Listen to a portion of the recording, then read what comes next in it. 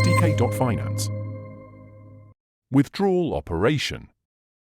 In SDK.finance core applications, the process of gate withdrawal looks the same as the top-up operation process and uses the same methods from gate operation top-up controller, but the content of this data in the method is different. The main difference in this process is in the submit step.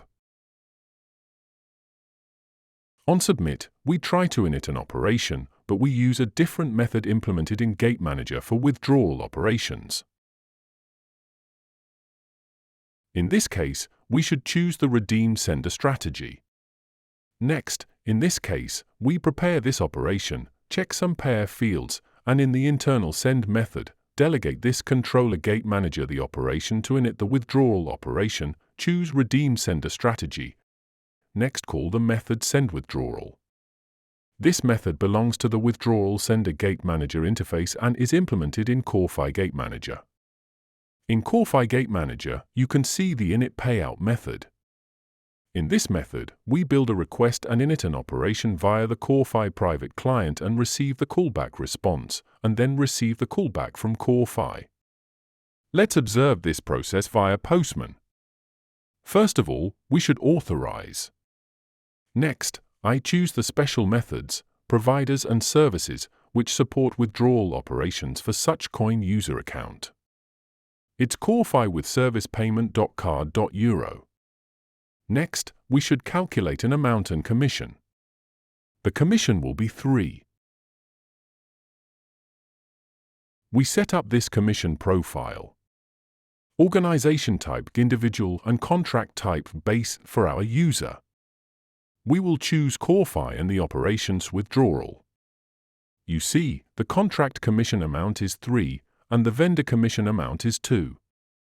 Next step, we should create the gate transaction. It's an internal transaction in the SDK.finance application. We see that the transaction was created and the provider was assigned to this transaction.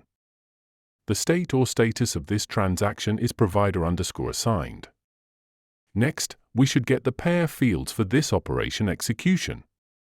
We need to use a card token which was created on the top-up step. Now I need to take this card token, it's from a top-up.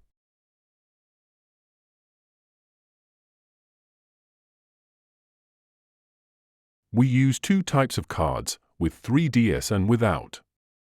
I will use this one, for example. In the submit, we use this token and fill in all required data.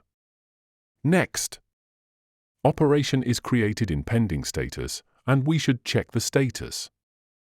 We are waiting for a callback from the provider. Then the system SDK.finance application will handle this callback and change the status of the transaction. You see, the operation is processed. On UI, we can go to our user account and see in the list of operations that our operation has successfully finished. Status: processed. That's it.